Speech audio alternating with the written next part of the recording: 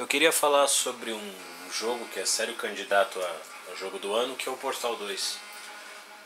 Claro que eu não vou fazer aqui nenhuma análise, porque eu não sou técnico para falar de textura, quadro por segundo e etc. Mas eu queria focar um pouco na história.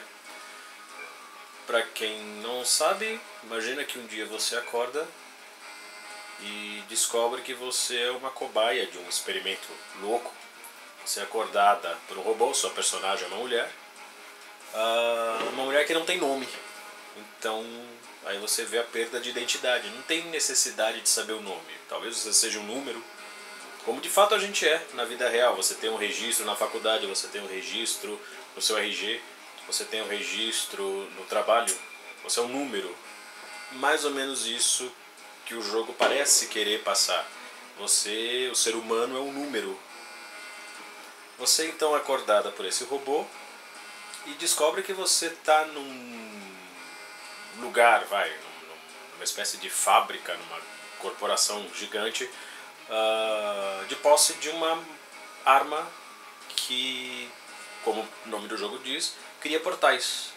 Através desses portais que você cria, você tem que fugir dessa câmara. São várias câmaras de teste e, na verdade, é um enorme quebra-cabeça. Então você tem que criar portais, usando bastante a física, para fugir dessa câmara e partir para uma outra. O interessante desse jogo é que você, embora pareça um jogo de tiro, da sua arma não sai um tiro, não é uma bala, não é um revólver. É apenas uma arma de portal. Você cria um portal para fugir daquele lugar. O que mais? A sua personagem também não fala. Ou porque o programador não quis, ou se você quiser filosofar em cima disso, talvez porque simplesmente não seja necessário. No começo do jogo, um dos personagens fala com você, você nunca responde, mas no começo do jogo você só precisa seguir ordens. Você vai seguindo a fala do personagem. Também, se você for fazer uma metáfora e uma comparação com a vida, é o que pode acontecer muitas vezes. Você segue ordens e tem que ficar quieto. Deixa eu abrir qualquer... Não, foi uma mais pra trás aqui. Abrir uma tela.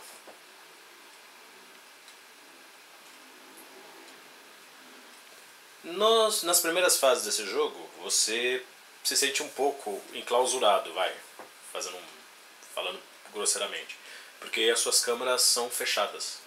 Você está sempre num quarto grande e tem que fugir dele para um próximo quarto, que não é o caso aqui. É e não é. Olha só. O aspecto é meio futurista. Olha lá, eu criei esses dois portais e foi arremessado aqui para cima. Aqui você está dentro dessa grande corporação, Esses tubos aqui servem para levar esses líquidos que te dão impulso.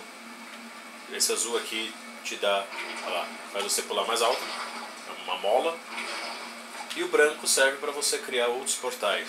O artifício, talvez para aumentar a longevidade do jogo. Interessante do jogo também que você não tem muitos inimigos. Na verdade, o seu maior inimigo... Bom, são dois maiores inimigos. Você mesmo, porque a situação em que você se encontra para fugir sempre depende da sua astúcia. Não é o Chapolin, mas depende da astúcia. E só no final você vai enfrentar o seu inimigo de fato. Mas o seu alvo principal em cada fase, vamos chamar assim, é sair dela. Como se fossem pequenos probleminhas que você tem que resolver para se safar, para sobreviver. Então, até metade mais ou menos do jogo, eu falo metade, mas a grosso modo, as primeiras fases você está enclausurado e depois dessa aqui, ou algumas outras, você aparece em amplos espaços. O objetivo é sempre o mesmo, você tem que criar portais para fugir. Parece uma metáfora da vida, né? Quer dizer, você está trabalhando. Deixa eu puxar outra fase aqui. Você está trabalhando, fugindo de alguma coisa, tentando conquistar alguma coisa, e não é sempre que consegue. Esse Aperture é o nome da empresa. Não da empresa que fez o jogo, mas da empresa em que você está... que criou os portais, vamos dizer. A empresa do jogo. Fiz besteira aqui, mas tudo bem. E você está sempre... a exceção da companhia de 2 robôs, vamos chamar assim, você está sempre sozinho. Então depende única e exclusivamente de você a análise de como sair desse determinado lugar. Deixa eu ver se eu consigo carregar um jogo mais pro fim. Esse não. Aqui também, aqui é mais pro fim. Vamos ver esse. Capaz de ser o mesmo que eu puxei, mas vamos lá. Então esse é o seu pior pesadelo. Você sozinho, você não fala com ninguém e você não tem uma arma. Você se protege, vamos dizer. Não. Na verdade você não se protege. Você não tem necessidade de se proteger. Olha lá, então quer dizer, você pode criar um portal aqui. E eu tô nem aí embaixo, ó. Você volta para onde criou o primeiro portal. Ó. Então, através dessa máquina, vamos chamar assim, porque ela não chega a ser uma arma, é que dá a sequência através dessa arma é que dá a sequência do jogo. Aqui já é um espaço mais aberto. Você tem outros como esse. Então você tem uma antítese quase aí, se você for levar pro lado da literatura, da poesia, uma parte do jogo totalmente fechada e uma parte mais aberta. Então quer dizer, ao mesmo tempo não, mas faz diferença, você se sente fechado, em outras partes você se sente aberto. Quando você está muito fechado, embora o espaço físico relativamente possa parecer pequeno, você tem já uma ideia maior do que fazer, porque é um espaço pequeno, tá tudo na tua cara, você não precisa pensar muito, Agora, quando você tem um espaço maior como esse, por exemplo, com várias plataformas e etc., você fica um pouco perdido. Então, um espaço pequeno, talvez mesmo sendo claustrofóbico, um espaço pequeno ajuda mais o cara aqui a jogar. Olha lá, você pode criar um portal lá em cima, ó. Cai aqui. Então você tem inúmeras possibilidades para seguir o jogo. Aqui acho que ele não vai criar, não cria. Mas aqui cria. É a mesma coisa. Você tem inúmeras... Opa, aqui tá zoado. Cria onde não deveria. Deixa eu criar um aqui em cima. Pronto, voltei. E esse jogo é forte candidato, como eu disse antes, a jogo do ano de 2011. Talvez por ser tão diferente dos que a indústria tem lançado, porque você vê frequentemente mais do mesmo. Então tiro, jogo de corrida, tiro, jogo de corrida, tiro, jogo de corrida. Olha aqui que essa fase, coincidentemente, ela mescla bem. Ó. Aqui você tem um espaço mais fechado, e depois quando você passa por aqui, você vai ter um espaço mais aberto. Outras fases são totalmente abertas, ó. Repara aqui. Às vezes algumas coisas, eu não sei se aqui em cima é a saída. Aqui em cima vai ser a saída. Então o seu objetivo é chegar aqui, nesse ponto, pra vir pra cá. Sempre dependendo de você. O interessante é que você vê, olha aqui a empresa está, acidentes acontecem. Então tá lá, você se corta, você se machuca. Os seus colegas de serviço, aqui está falando para você não colocar os outros em perigo. Daí, o pensamento principal, a companhia, a reposição de funcionário gera custo e a ciência é impedida de progredir. Daí ele fala, segurança primeiro. Claro que isso aqui chega a ser uma brincadeira, uma ironia no jogo, porque a empresa sempre te coloca numa situação de quase morte. Então você é obrigado a vivenciar esses fatos de quase morte. E aqui tá falando, quer dizer, eu te coloco uma arma na cabeça e puxo o gatilho, mas você não pode se machucar. É mais ou menos isso o que eles querem dizer aqui. Claro que o produtor do jogo brinca com isso. Ele criou essa empresa fictícia que, em tese, busca o progresso da ciência, mas ao mesmo tempo ela quer que o funcionário, quer que o ser humano se exploda. Ela não está muito aí com o bem-estar do seu funcionário.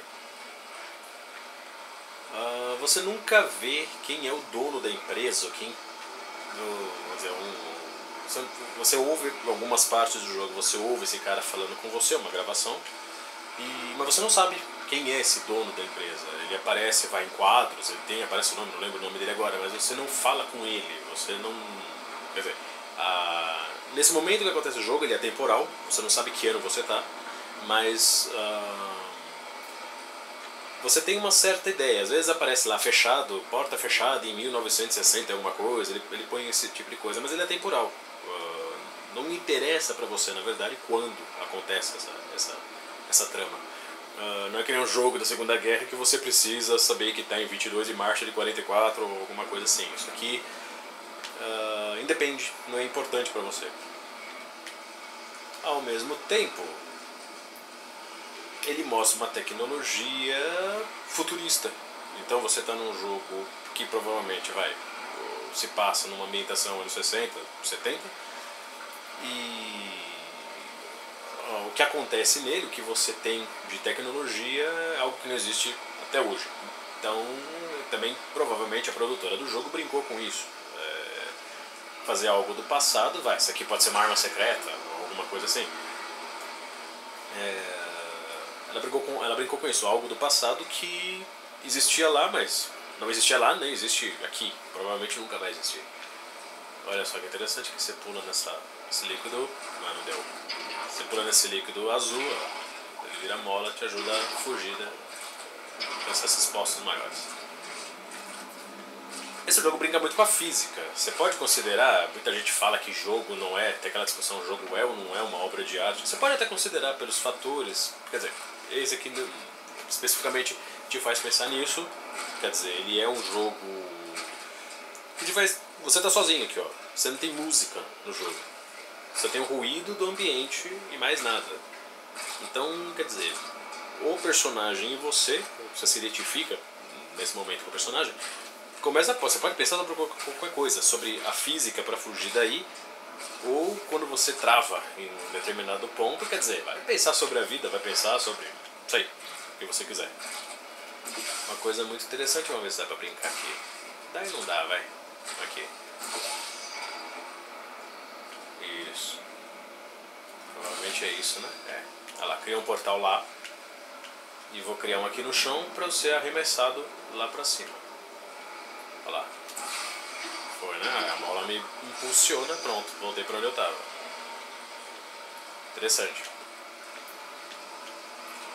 E essa parede aqui, esse campo pelo qual eu passei, é um campo que não deixa. Aqui não é necessário, mas quando você passa por esse campo, os portais que você fez, olha lá, não estão mais lá. Ó, vou criar ele aqui. Passei pelo campo, ele já some. Ó. Também é para você não trapacear, Você cria um portal aqui, de certa forma pode criar um portal mais lá pra frente e dar um jeito de fugir, fazer a fase mais rápido. Isso também eles te obrigam a não fazer. Não pode trapacear. Pode ser. Quer dizer, eu não sei se na hora que nem escrever uma poesia, escrever um livro, você nunca vai saber realmente, a não ser que ele te diga, o que o autor estava pensando nesse momento. Por que ele criou uma empresa e por que ele não chamou essa empresa de governo, por exemplo? Que ideia ele tinha? Quer dizer, é uma companhia que quer dominar o mundo, não fica explícito isso em nenhum momento do jogo, mas, quer dizer, você não sabe, ele sempre frisa. Eu tinha falado um pouco sobre o criador dessa empresa fictícia. Ele fala com você através de fita gravada, porque a empresa, em tese, ela está fechada. Isso aqui está tudo abandonado já. Então você está lá por acaso, você caiu lá de paraquedas. Então ele nunca fala pra você, ele sempre fala progresso da ciência, mas ele nunca fala pra você em nenhuma parte do jogo qual o real propósito desse progresso da ciência. Claro, você é só uma cobaia também, você não tem o direito de saber isso, mais um ponto interessante. Às vezes até na empresa que você trabalha, muita coisa acontece por trás e que você não sabe. O funcionário padrão lá, o cobaia, vamos chamar assim, também não tem ideia do que ele está fazendo aquilo. A tal história lá, igual nos anos modernos, o filme do Chaplin, em que ele fica apertando a porca o dia inteiro e ele sai da linha de produção e o braço dele continua mexendo como se estivesse apertando ainda a porca. Quer dizer, estou fazendo aqui uma comparação meio esdrúxula, mas cabível talvez. Então, tá falando de videogame e arte. A partir do momento que o cara te faz pensar, ou como ele me fez pensar, vou brincar um pouquinho aqui, vai, deixa eu ser impulsionado enquanto eu falo. Apertei o errado. Olha lá, olha que interessante. Aqui você fica de um pro outro. A física desse jogo é muito boa. Então, como eu tava falando, não é aqui. Aqui eu posso cair aqui e aparecer lá no outro lado, olha só. Morri. Obviamente você morre, você tá sempre. Eu morri afogado aqui no caso, mas você tá sempre a um passo, vamos dizer, de uma torreta te pegar ou de cair nessas poças. Na verdade, poça não, né? Nessa lagoa aqui de água não tão cristalina. Mas onde eu tava aqui embaixo, né? Deixa eu brincar de novo. Tem um aqui e outro aqui embaixo. Mas legal fazer assim, ó. Pronto. Aí você é arremessado. Então eu não sei o propósito do cara quando criou o jogo, não li nada sobre isso, eu também nem busquei e não vi entrevista nenhuma. Mas a gente às vezes se pergunta, ou quando lê um livro, ou quando uma poesia, ou quando vê um filme, se realmente aquilo que a gente entendeu é o que o cara quis passar, ou o cara quis transmitir realmente aquilo, ou é viagem nossa. Eu acho que é aí que é importante, aí que caracteriza a obra de arte, porque se não fosse assim, seria uma conta matemática com uma resposta só, e não uma obra de arte. Só pelo fato de eu ter feito, vamos dizer, essa pequena análise, tendo viajado um pouco, né, nesses conceitos, eu acho que você pode considerar esse jogo em específico uma obra de arte, porque ele não é uma simulação de corrida, não é uma simulação de guerra, ele é uma simulação, vamos chamar assim, de algumas vamos dizer, situações, metaforicamente falando, claro, que às vezes você está sozinho na tua vida, alguma situação, você está sozinho, você não pode falar, como é o caso, você tem só uma arma disponível lá, e mesmo assim essa arma é limitada, você não pode fazer tudo com ela. Quer dizer, metaforicamente a gente está falando da vida. E claro, a personagem ela nunca perde essa arma e ela é infinita. Você pode soltar quantos. Claro, são só sempre dois, ó. Um azul e um amarelo, laranja, não sei. Mas é infinito, você pode tirar quanto que você quiser aqui, você não fica sem tiro. E ela. Só em dois determinados momentos é que ela perde essa arma. Mas se ela perdesse aqui, o que seria impossível, não saia do lugar. O personagem morreria, ficaria aqui, das duas uma, eu ficava aqui pra sempre ou morria, né? Você se mata. Então só pelo fato, vamos voltar lá pra cima. Não dá. Só pelo fato de eu poder ter feito esse raciocínio é que a gente pode considerar esse jogo um trabalho artístico, vamos chamar assim. Não por causa de gráfico, o visual, né?